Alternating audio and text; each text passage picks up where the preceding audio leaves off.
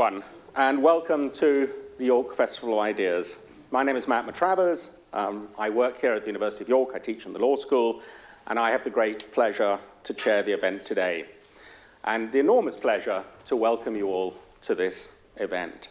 The thing I want to say, other than welcoming you, is something about the Festival of Ideas.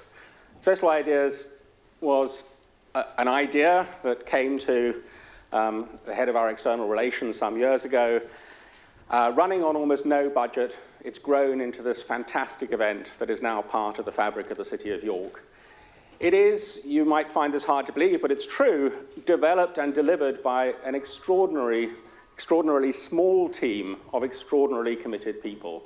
And I just want to thank them on behalf of all of us, really, for the work that they do in putting together the program. So that...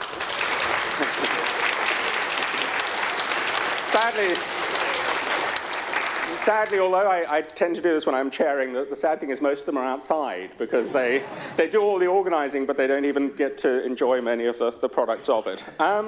So let's turn now to our speaker.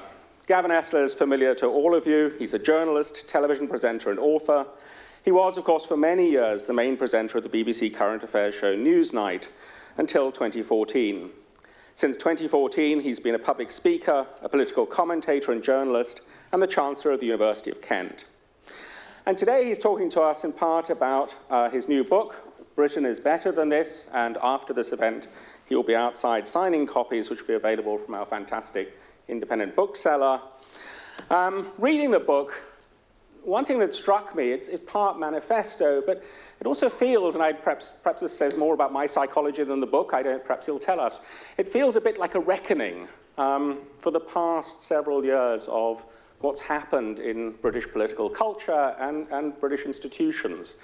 And I suppose the idea of a reckoning struck me very hard, because although this election is being sold as a kind of judgment on the last 14 years of the Conservative Party, many of the main players are absent. Dominic Raab, Matt Hancock, Michael Gove, Chris Grayling, for heaven's sake, Theresa May, and of course Boris Johnson himself. None of these people is standing. None of these people is available for that perhaps cathartic feeling of reckoning that we all need, and frankly are owed. And in some ways, it feels like an angry book, but not only an angry book. It's a book about, as the title suggests, Britain is better than this. So with that very brief introduction, let me hand over to Gavin.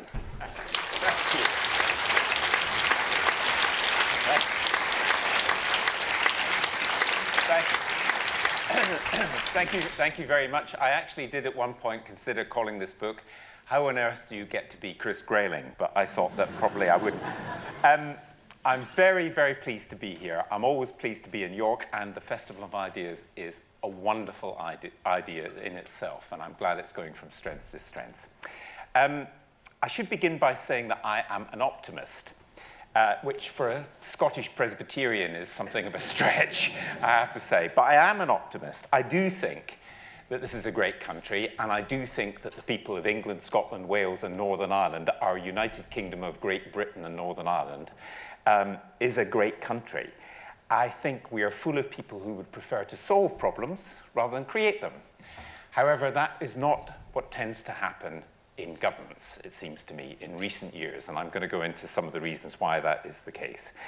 But I have become increasingly puzzled why this country that we love, this group of nations, has become so delusional about how we are seen in the world, because we are not seen the way some of the popular press seems to think. Why have some of our fellow countrymen and women weaponized nostalgia? That's a very odd thing that's happening in our country. Why do we witter on so much about the glories of the past? I love the past, I love our traditions, but I don't want to live there.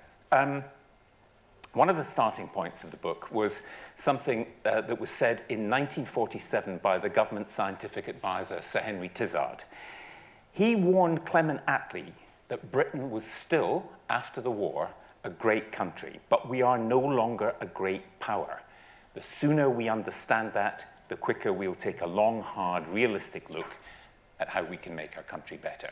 And I think that bit of wisdom from just the end of the war is something we should ponder. Now, I rarely do know where the spark of the book comes from. It didn't come from Chris Grayling, but I absolutely know where the spark for this book came from.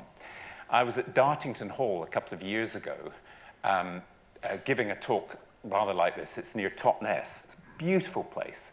And I wandered in the grounds, 1,200 acres. There were deer in the forest and down by the river. There were otters in the river, kingfishers. I mean, it was amazing. Sunny day like today. And I was going to give a talk. And about 6 in the evening, I sat in a deck chair outside Dartington Hall, going through some notes, feeling really quite up about this country. It was a couple of years ago. And this rather elderly and very, very posh lady with very, very beautiful diction, kind of reminiscent of Her Majesty the Queen Mother, came up to me and she said, "Excuse me, do you mind if I ask you a question?" And I thought, oh dear, this could go all sorts of ways. I said, "No, go ahead." She said, "Well, can you tell me, please, why are things so shit?" That was the other title I wanted for the book, but it is the title of the first chapter, by the way, in quotation marks. And so I was quite taken aback, and we had a little conversation. And at the end of it, after doing my talk, I took some notes. I didn't get her name, but I call her in the book Elizabeth. And let me quote a little bit of what she says.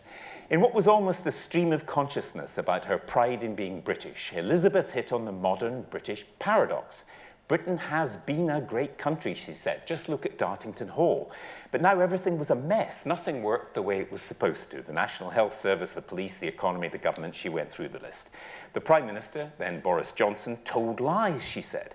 "Past politicians lied occasionally, but nowadays they lied much more often, shamelessly and without penalty, taking us for fools. The bad eggs, as she called them, used to resign when they were caught out. Now even those who were exposed as corrupt or incompetent somehow clung on to power. Politicians preferred to create problems rather than solve them, and Elizabeth remembered a time when British governments were filled with clever people. Not all of them," she said, "but quite a lot. They seemed competent even if she didn't always agree with their policies. Nowadays, leaders could not be trusted." That, to me, summed up conversations that we're all having. It wasn't about party politics. It was just about what has gone wrong in this country that we love. I wanted to find out why it is, for example, that we trust our fellow citizens more than other OECD countries. We really do quite trust each other, but we tend to trust our governments much less than other countries. So, I mean, if I dropped my wallet, I suspect you would give it back. People would find it, and probably, not everybody, but people would give it back. We do trust each other, but we don't trust our political leaders. Or to put it another way, how do you get to be Liz Truss? Or Rishi Sunak, or Chris Grayling? How is it that since 2016, we've had 5 rotating prime ministers in 6 years, we've had 8 home secretaries since 2010, 12 housing ministers. You wonder why we can't build enough houses? 12 housing ministers. 7 health secretaries since 2018. Angela Merkel was Chancellor of Germany for 16 years, and she wasn't perfect, but my goodness, the stability that woman brought to Germany was quite extraordinary. And of course, we all know, famously, Liz Truss was outlasted in Downing Street by the lettuce. More interesting to me, the 49 days she had in Downing Street, it took her 99 days to write her story about what she did in Downing Street and then publish it. That's amazing, isn't it? It took twice as long to write it than to actually do it. And also, George Canning was, up until Ms. Truss, was the shortest serving prime minister. He lasted about 120 days, but he died.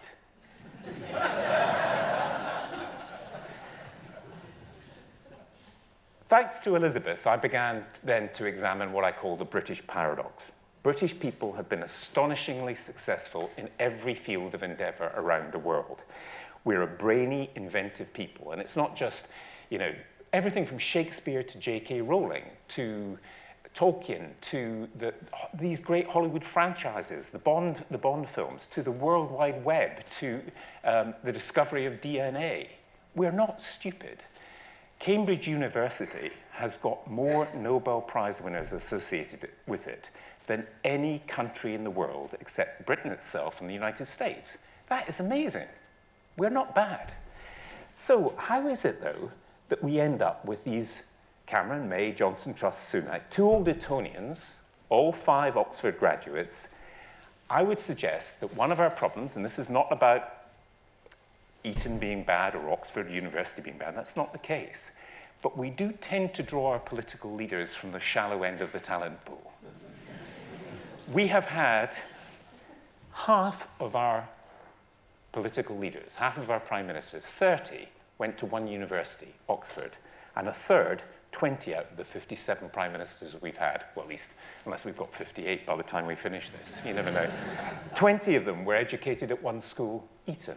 That seems very strange for a country as diverse and as brilliant as ours. And interestingly, of course, the university that they are educated in, most of them, half of them, isn't the one that won most of the Nobel Prizes. How is it that Boris Johnson can claim a stonking majority, as he claimed in 2019? How is it that we actually just accept this? He won 43 and this is not just about him, but he won 43.6% of the vote. So a majority of us didn't vote for him. But not only that, a third of us don't vote. A third of us don't vote, of the voting age population. So his stonking majority was somewhere between just over 25% of the voting age population. And I have to say, when I wrote about this in the book, my computer, spell check, kept changing stonking majority to stinking majority. I have clearly got a very woke computer. What is the problem here? And the problem isn't the individuals. The individuals, we can laugh at it, we can talk about it, we can discuss Mr. Sunak's interesting beach experience recently. But how do we get these people? Why do we get these particular people? And what is wrong with the system which produces them? In Kent, where I live, there are 17 constituencies. In the 2019 general election, 16 of these constituencies elected Conservative MPs, 1 Canterbury returned a Labour MP. That's the way our system works. But the Conservative Party took 532,000 votes across the county, which meant that on average, it took 33,000 voters to elect 1 Conservative MP. But it took 7 times as many to elect the 1 Labour MP. There were 221,000 votes for Labour in the constituency. There were 92,000 votes for the Liberal Democrats, and they got nothing. And so this is just how our system works. It seems very odd to me. And it's not just about, you know, those parties who are not conservative. UKIP, in 2015, took 3.8 million votes across the UK, and they got 1 MP in the end, Douglas Carswell, who quit the party. 3.8 million of our fellow citizens voted for UKIP and got actually, I was going to say nothing, next to nothing, and eventually nothing. And that's just the way the system works. So we're exceptional, and we talk quite a lot about British exceptionalism, but we're exceptional in a very, very strange way that is not replicated in other places.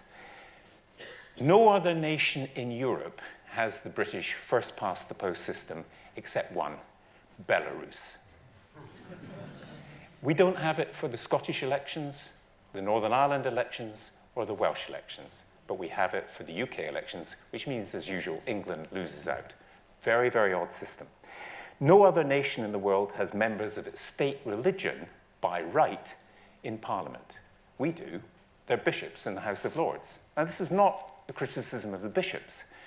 The only nation in the world that has members of the state religion in their parliament, except for us, is Iran.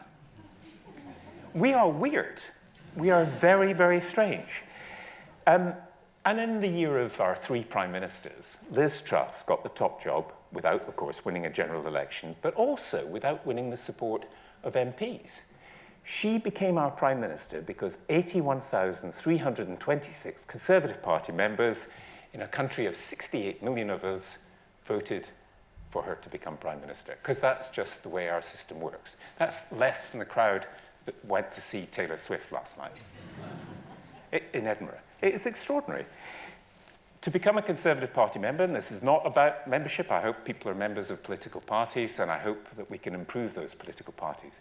But to be a member and voting for our Prime Minister, you pay, on average, £2.09 a month, which is about 2 Mars bars.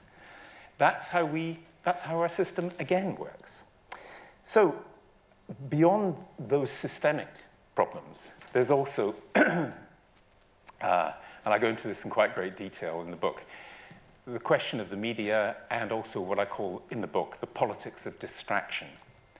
That is, there are really fundamental issues that we all know about, which politicians know they can't solve, so they say, look over there.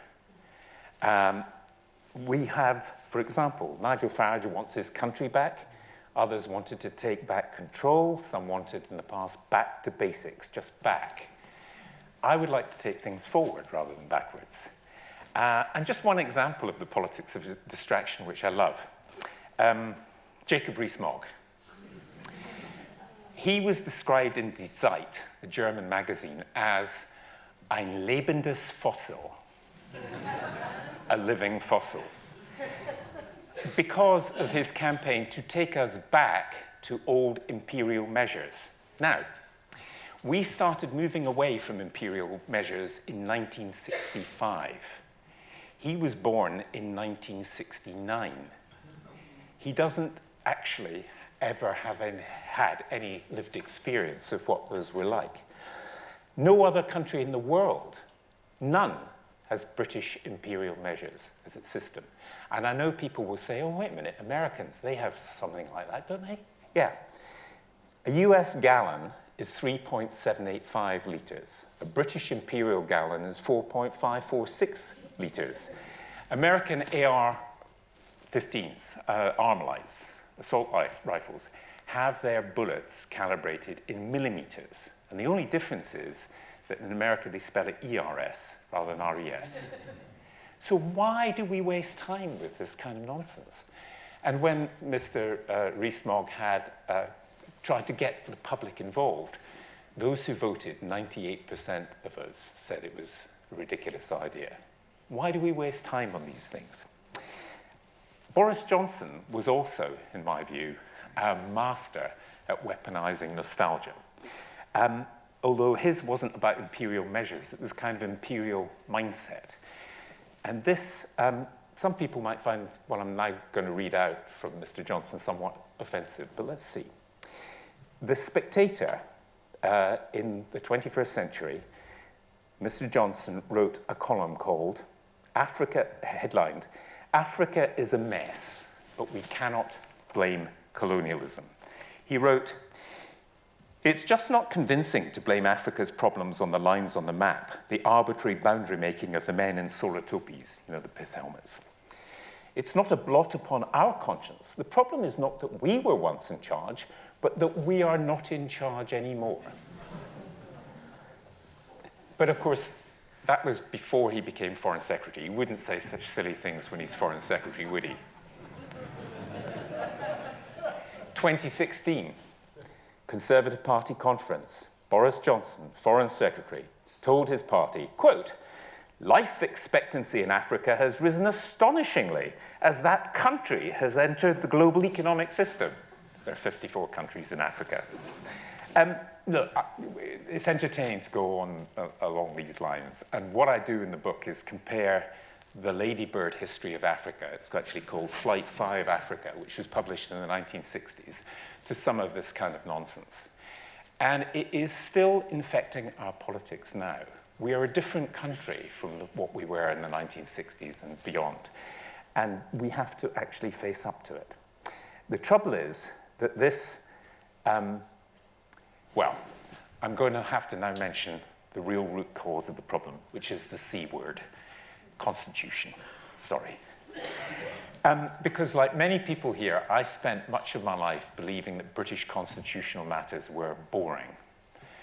And then I started to try to figure out what we mean by the British Constitution. I talked to quite a lot of constitutional experts. Effectively, and I suspect everybody in this room was told the same thing, it doesn't really work in theory, but it works in practice. was one of the kind of themes. And it's not written. Well, it is written, lots of it, actually. But unlike the US Constitution, now the US Constitution, I should say, the American Constitution, as we know with Mr. Trump, is not infallible. It doesn't cover everything. It doesn't say you should concede gracefully if you lose an election. And even if it did, he wouldn't do it. And the Russian Constitution, which I also read in translation for the book, is brilliant. But Putin doesn't actually ignore it. It has the right to freedom of assembly and freedom of speech and all this stuff. So having a written constitution isn't magic, but having an unwritten constitution, or one which nobody really knows about, means that if there are any Americans in the audience, you will know that any American on any subject can discuss, from their point of view, the constitutional roots of anything. We can't do that because we haven't got a clue. So what I'm going to do in a bit is quote some bits of what are in our Constitution, what the House of Parliament, what various people and experts say about it, and see if anybody here can make sense of it.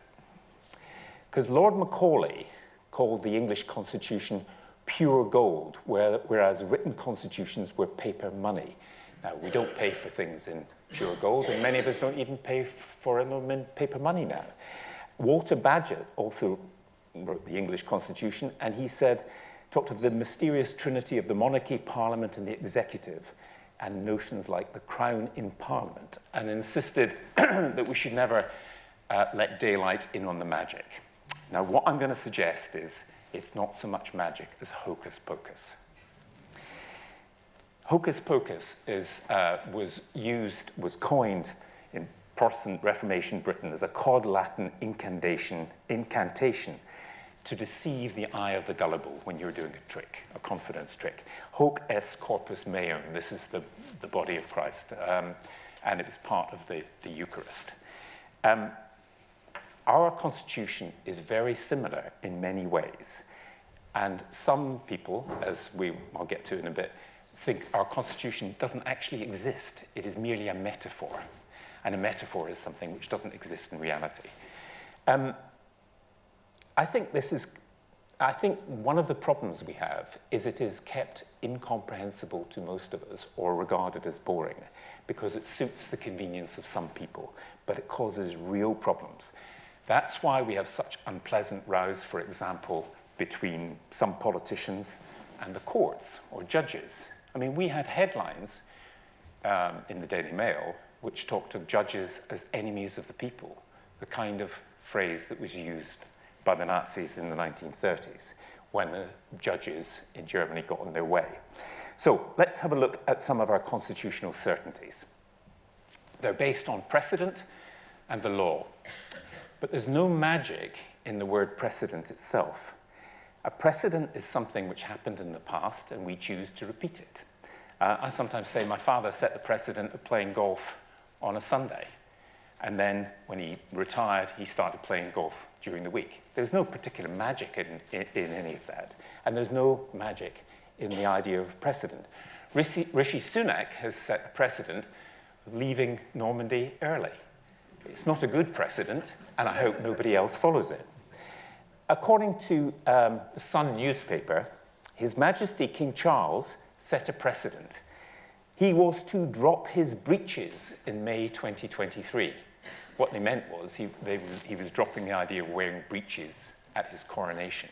That's all that precedent really means. And when it comes to the law, of course we all feel we should obey the law. But this has become a very, very flexible system. For example, the Fixed Term Parliaments Act was passed in 2011. It gave parliaments a 5-year lifespan, and it was a matter of convenience because of the relationship between the Conservative Party and the Liberal Democrats. It was circumvented totally legally by Theresa May in 2017. It was then removed from the statute book altogether by Boris Johnson in 2019. And Rishi Sunak woke up one day in May and decided we should have an election on July the 4th. So we make laws and we change them. This is flexible. But that which is flexible can also be bent. And that's become our problem, because some of the people that we have had in positions of real power and influence are quite happy to use that flexibility to bend things. let's shine some daylight on the magic then. So I decided to consult the House of Commons Library on the glories of our uncodified constitution. So here goes. Along with the House of Commons and the House of Lords, the Crown is an integral part of the institution of Parliament.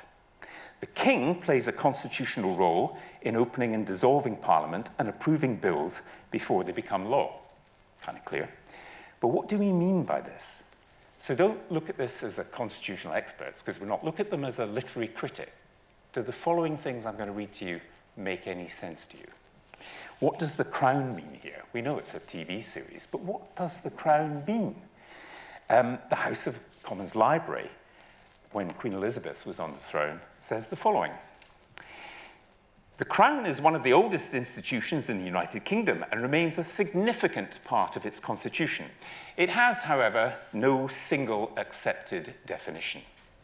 Now, if we'd no accepted definition of a traffic accident or murder or a red light or, gravity, we might be in trouble. But the core of our constitution has no single accepted definition, and this is totally normal. It then goes on to say, the term the Crown has been used to describe a physical object or as an alternative way of referring to the monarch in their personal or their official capacity. It has been taken as a proxy for the government, or what in other countries would be known as the state. You still with me? So the Crown is not the government, but it's a proxy for the government or for the state, which is not the same, of course, as the government, and it's also a physical object. And it can be part of the monarch in their personal or official capacity. Now, this is where I started to get more interested, because I don't understand much of this. So here's a little bit more. This is also from the House of Commons Library. There are, as a result, many distinct crowns of Canada, Australia, and other countries where the Queen, Elizabeth II, is head of state, all connected via the personal union of the current monarch, who marks a platinum jubilee during 2022, when this was written. The terms the sovereign or monarch and the Crown are related, but have separate meanings. The Crown encompasses both the monarch and the government. It is vested in the Queen, but in general its functions are exercised by ministers of the Crown accountable to the UK Parliament or the three devolved legislatures. You still with me? It's verbal porridge, isn't it? It is absolutely verbal porridge. Now, for a start, if power is vested in the Queen or the King, why is it King Charles couldn't be vested enough to go off to COP27 if he felt like it? Why is it? Because ministers actually decide. Power is exercised by ministers, so it can hardly be bestowed or vested in the monarch, again, except in some miraculous symbolic form. And this fudge allows people, as long as they've been good chaps, which is the good chap theory of government, as long as they've been good chaps in history, which they broadly were, mostly men, that's all fine. But what happens when we have people who are abusive, who are not good chaps? And I would suggest to you we may have had that problem recently. That's hocus pocus. The Scottish writer Neil Acheson suggested in 2021 that the problem is there is no British constitution. It is a myth. No one is really in charge, and governments are becoming lawless. Now, I think there's a bit of that, a bit of truth in that. There was a rebuttal from a traditional constitutional scholar, and I'm going to read the rebuttal because it gets us into more verbal porridge. This is from Sir Stephen Sedley, who is a jurist and constitutional scholar. He said, no, Acherson's completely wrong. Everybody knows who's in charge. It's the Crown in charge. But we don't know what the Crown is. Okay? It is the Crown in charge, but it gets even better. The Crown functioning through three separate but interlocking institutions, Parliament, the courts, and the executive. This paradigm long antedates the Tudors. It is depicted around 1300 in an illuminated manuscript showing Justinian on his imperial throne, handing his legal code with his right hand to a kneeling lawyer and the sword of secular authority with his left hand to a kneeling knight. Well, that's reassuring. By the way, Justinian, you might be pleased to know who Justinian is. Justinian the Great, 527 to 565, was known for his ambition of renovatio imperii. he wanted his empire back because they'd lost part of the empire. He wanted to make Rome great again because it had fallen. Nostalgia is a tradition among a lot of political leaders, it would seem. You can't make it up. Actually, you can make it up. You can make up constitutional changes. And I'll show you one before I finish and take questions, which was something which was quoted during our problems with Brexit in 2019, and it was a constitution of Britain, or a bit of the Constitution of Britain, written in 1950 in an anonymous letter to the Times newspaper. I'm not making this up. So I'll get on to that now. But because of this, we have, for example, no upper limit on the House of Lords. We have already 800 people. It was cut down to 600. It used to be 1,200. There could be, in theory, there could be 48 million of us in the House of Lords, which I think might be quite a good idea. It would save a lot of confusion. And Tony Blair was committed to constitutional change before he got into office. And one of the most interesting things was I talked to some of the people who were around him at the time, and I said, I still don't get it. He did a bit of fiddling, and he changed the House of Lords a bit. But why didn't he do more? And one of them said, a very senior former civil servant said to me, 179. And I said, I don't know what you're talking about. He said, that was his majority. If you've just won an election with a massive majority, you're hardly going to kick away the ladder up which you have so brilliantly risen. So he didn't do more. And also, frankly, constitutional matters, once you get into this porridge, can be quite boring. But they are really important because they are the rules that stop the executive abusing us. So let me just finally end up with how do you change the British Constitution? And I wish I was making this bit up, but I'm really not. You send a letter to the Times, and I don't mean any of you or me. But if you're the right person, you send a letter to the Times. So here's the story. The letter was written in 1950, but it returned to prominence in October 2019 when we were having a row about what should happen about Brexit, because Boris Johnson was in real trouble. And he eventually called an election, but it wasn't clear what would happen. It wasn't clear whether the Queen, Her Majesty the Queen, could call an election. Some MPs suggested a vote of no confidence. All kinds of things were going on in that period. But as usual, nobody knew, because this is the British Constitution. And then constitutional scholars quoted the Lascelles principles. And I fell in with this. I thought this is really interesting. So we've got sort of principles about when you can call an election. They're named after Sir Alan Frederick Tommy Lascelles, who was a good chap. He even features in the series The Queen. He looked after British monarchs from the 1920s until the 1950s, and he became a Knight Grand, was awarded the Knight Grand Cross of the Order of the Bath. He refused to go in the House of Lords because he thought it was a bit of a waste of time. He was quite a grand guy, but he was somebody that our monarchs relied upon. The problem in the 1950s was one faced by Clement Attlee. He'd come in with a thumping majority in 1945. He lost most of that majority in the 1950 election. I think it was the majority of 5 he ended up with. And the question was, could the king force him to have an election? And nobody knew. Nobody knew. Tommy Lascelles knew.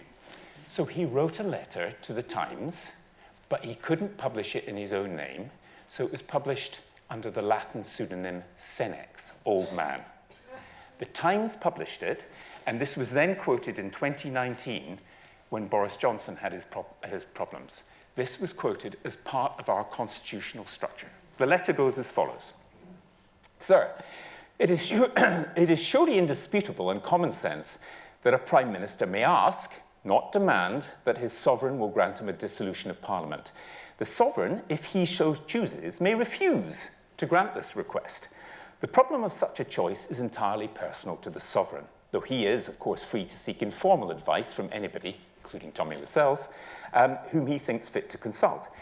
Insofar as this matter can be publicly discussed, it can be properly assumed that no wise sovereign, that is, one who has at heart the true interests of the country, the constitution and the monarchy, would deny a dissolution to his prime minister, unless he were satisfied that, 1, The existing parliament was still vital, viable, and capable of doing its job. 2, a general election would be detrimental to the British economy. 3, he could rely on finding another prime minister who could carry on his government. And then Tommy Lascelles gives examples. He said, well, when Sir Patrick Duncan refused the dissolution to his prime minister in South Africa in 1939, all these conditions were satisfied. When Lord Byng did the same in Canada in 1926, they appeared to be, but in the event proved illusory. I am, etc., Senex, April 29th, 1950. Now, this is fascinating because that was quoted again in 2019, and it was something based on almost the end of the British Empire, when Canada was part of it, South Africa was part of it. And it was quoted by constitutional scholars as guiding in some way the relationships between Her Majesty Queen Elizabeth and Prime Minister Boris Johnson. It seems to me that the relevance of this to a discussion of Brexit in the 21st century, and this is not to denigrate Tommy Lascelles, there's actually a lot of good sense in that thing. But really, do we think that the British Constitution in any way should depend upon an anonymous letter written under the pseudonym Senex to the Times in 1950, quoting what would have happened in Canada and South Africa? I would suggest to you we must be mad if we agree to that. Thank you very much.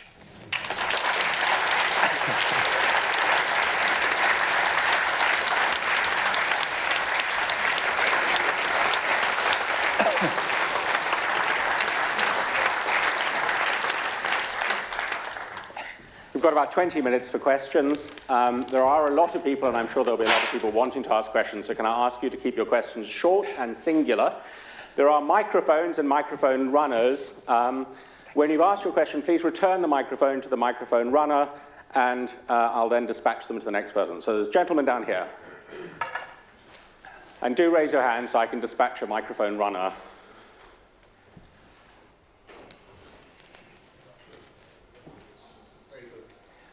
Thank you. I noticed in your notes about your talk that core institutions, including the media, House of Lords and House of Commons, were flawed. My question is, what do you see as flaws in the media? How long have you got? There's one whole chapter on this, and essentially what I do, I'm glad you asked that, because this is a really important problem. One is taking lies at face value quite often. I'm noticing that that's changing. But taking lies at face value. But the key thing here is that our view of lying has changed. I spent 1 year of my life on one lie when I was in Washington, and that lie was I did not have sexual relations with that woman, Miss Lewinsky, right? And that nearly brought down the presidency of Bill Clinton. And Donald Trump has told 30,000 lies, according to the Washington Post, in his 4 years in office.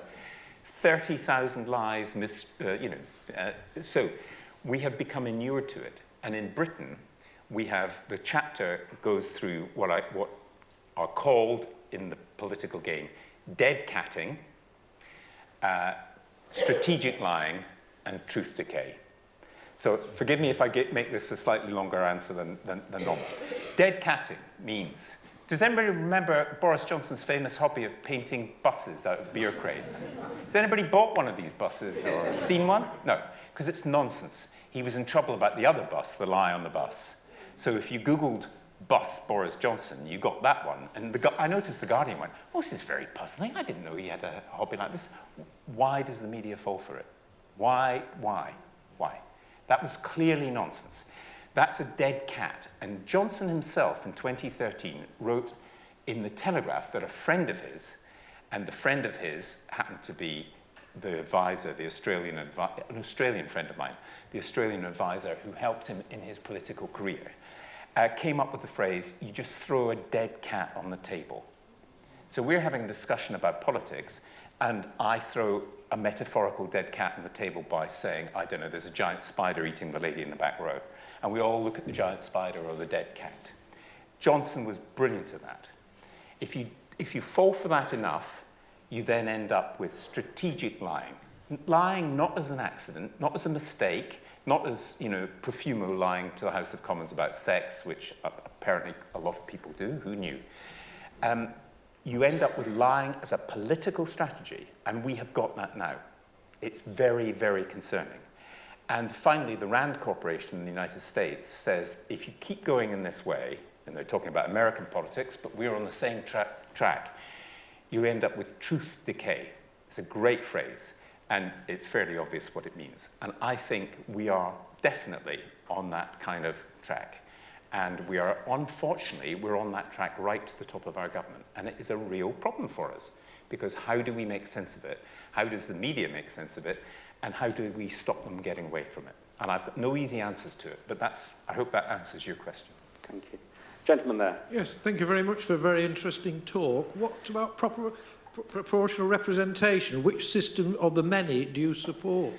Well, I think there's so many systems that are better than ours, but I would suggest to you that if a PR system is good enough for the people in Scotland, the people in Northern Ireland, and the people in Wales, then we should at least think about how we could make those systems work for us. I actually personally like the system of the Irish Republic, where you may have a multi-member constituency, so you may get two Fine Gael, one Sinn Féin, one Fianna Fáil MP. You've always got somebody who represents your interests, and it may not be the person you voted for, but we have got a very, very different system.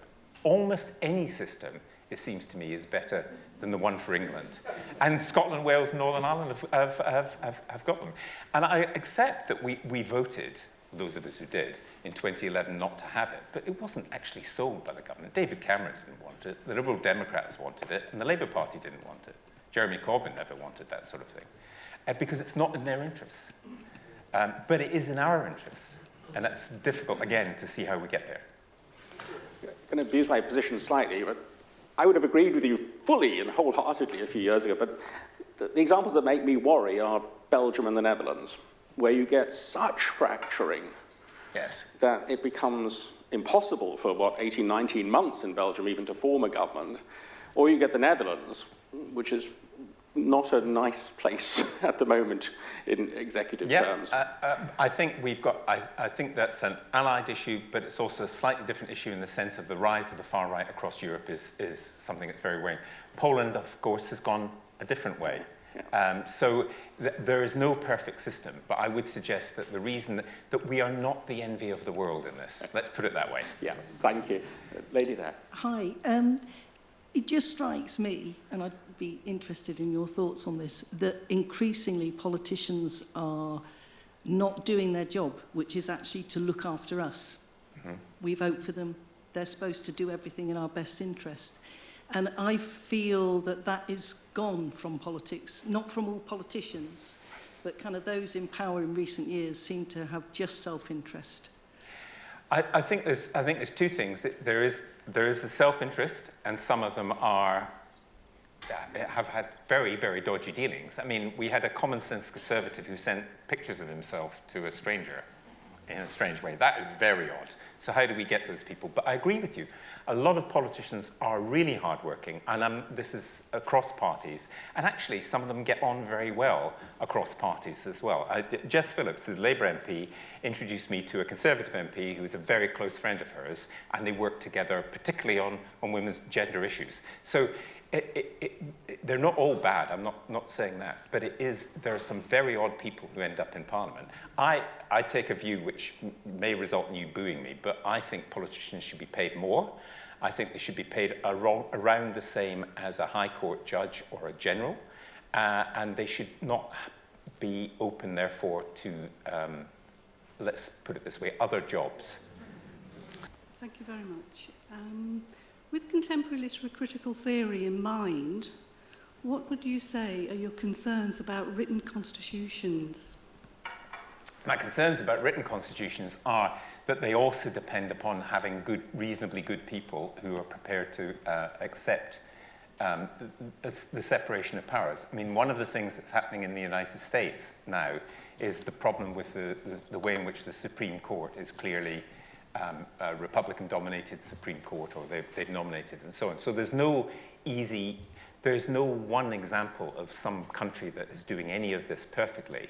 But my suggestion is that we are very complacent in the way we look at it, because we're taught, totally unlike other countries, we're not taught about the Constitution because nobody can teach it. You can't teach kids what I've just taught. I mean, I find it impossible to quote it without actually reading it out aloud because it's so complicated. And the people who write that verbal porridge can get away with murder. Just to give you another example, you know, we have ethics advisors, and Boris Johnson got rid of 2 of them, and then the 3rd one was Sue Gray, who was actually, he was responsible for her. She was a civil servant. That's a weird system. Why do we permit that? So we wouldn't solve every problem with a written constitution, but we would solve some of the problems, I think, of the constitution. In the instance of balance, I'm going to go to the left side of the room. So, yeah. Thank you very much for this fascinating talk. And I quite agree with your point about the Constitution.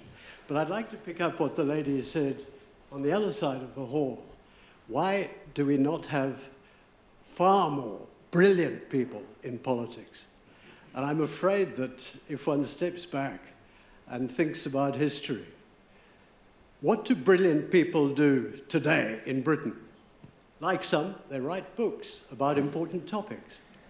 Others play music. Others are artists. And of course, some are scientists, which I've had the chance to be. So I think we are at a time in our civilization in Western Europe. I've just come here from France after 50 years in France. The problems are very similar there.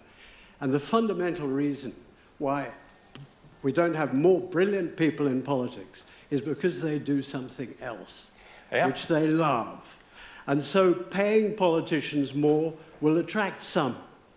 But I think what we need to do is have a serious thought of how we can get top people, more top people, into politics. How can politics be more inspiring for the young geniuses that there are in this country?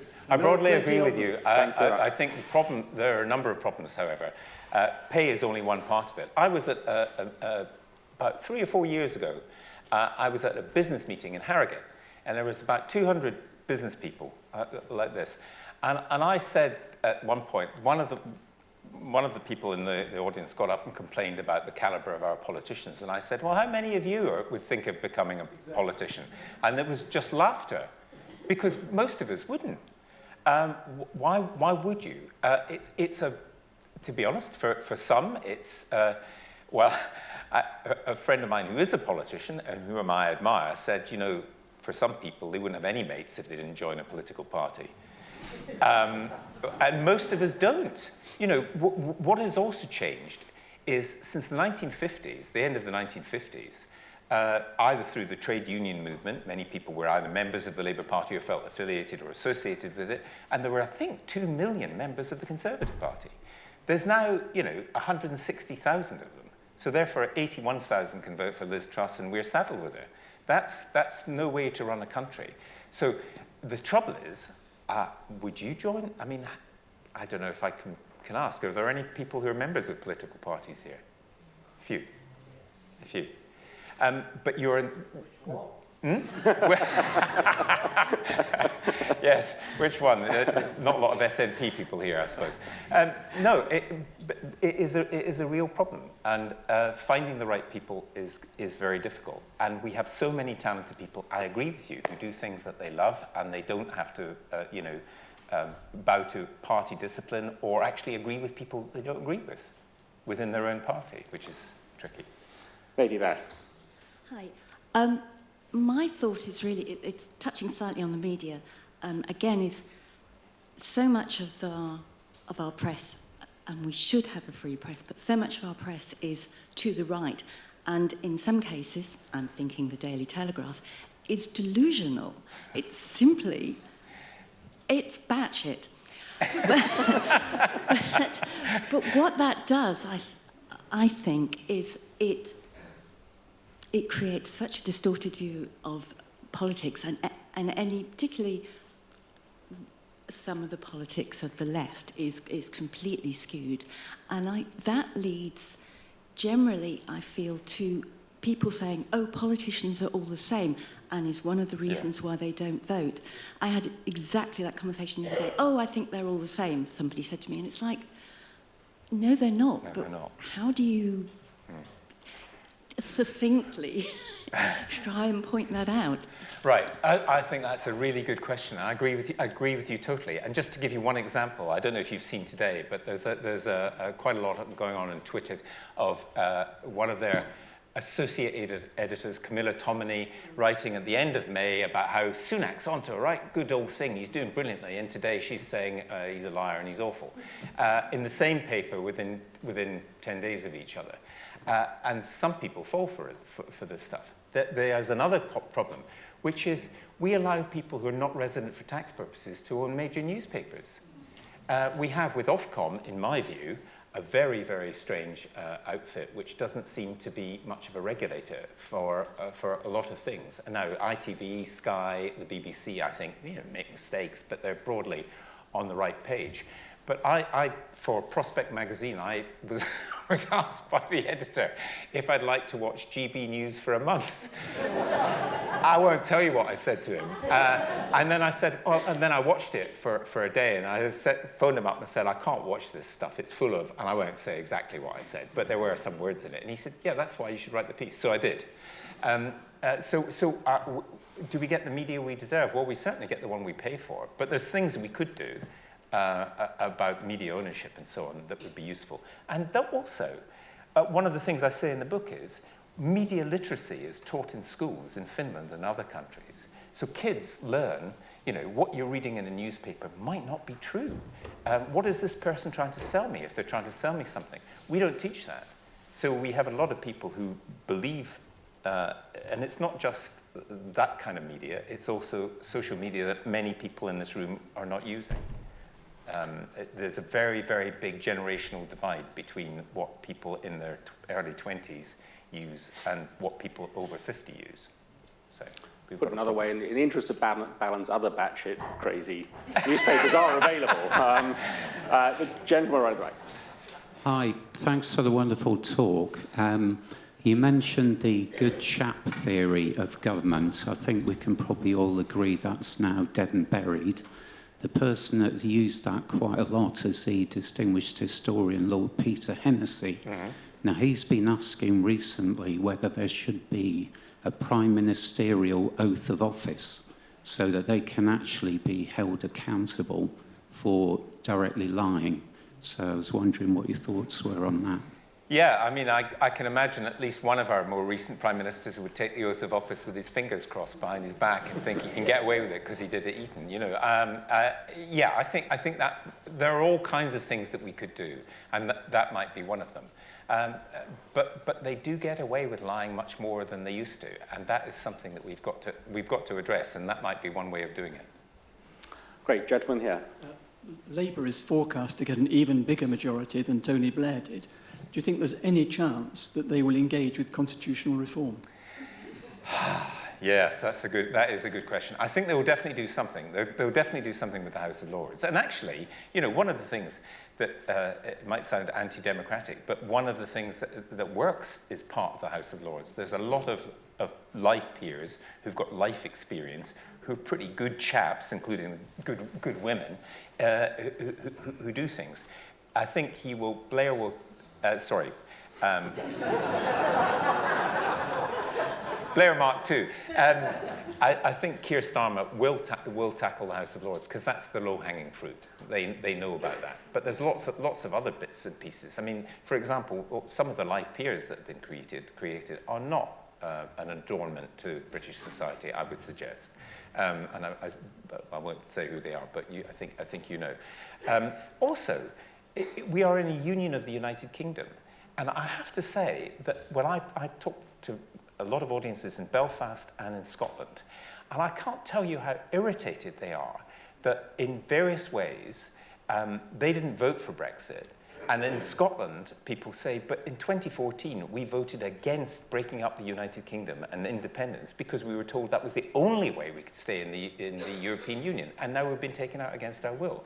So there is and in Northern Ireland, there's other problems caused by that. So I know nobody speaks about Brexit. We know it's a swear word. But actually, that's something that Starmer will have to address. And the constitutional implications of that are such that Sinn Féin may very well become the largest party in Northern Ireland, the largest party in the Irish Republic, and then there will be a really big problem, big constitutional problem. Because, sorry to go on about this, but one of the things I know everybody in this room learned at school was at the end of World War I, Germany lost a lot of land and they got very cross, and it led to the rise of Hitler.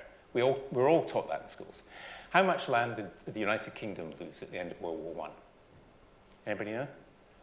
Well, we lost the 26 counties of Ireland, which was about 20% of the land mass then. And we don't get taught that. We don't get taught that the United Kingdom fractured 100 years ago, and it could fracture again. And just because the SNP have trouble at the moment doesn't mean to say there won't be further problems down the line. So Starmer's got a lot on his plate, and I think he will look at some of these constitutional issues, but probably not the ones that I would like him to get on with. If you can squeeze your question into 30 seconds, you have 30 seconds. One thing I know about our current constitution is it puts responsibility for shaping and implementing change to our constitution in the hands of the government of the time. Do you think there is any real prospect of fundamental change? You have 30 seconds. Gavin. I've got 30 seconds. I refer the honourable gentleman to the answer I gave a few minutes ago. I think there will be constitutional change, but it is not a grabber. You know, we all care about the prices in the supermarket, the collapse of the NHS, the fact you can't get an NHS dentist. That's what Starmer, if it is Starmer, will have to tackle. But constitutional change will be there. But you're absolutely right. It's the people who benefit from it and run it who will change it. And whether they change it for our benefit or theirs remains to be seen. Okay, I'm very sorry to those of you who've got your hands up. In fact, we're over time, and I still have to squeeze 3 things in before I thank Gavin. First thing I want to say is one of the things that makes the festival so fantastic is the audience. So thank you so much for coming, for your engagement. It really makes these events what they are. It was a fabulous talk. It was interesting, it was entertaining, it was everything we might have imagined. Gavin is signing books outside, so please let him go outside at the end of the talk. But first, please thank him. Thank you. Thank you very much.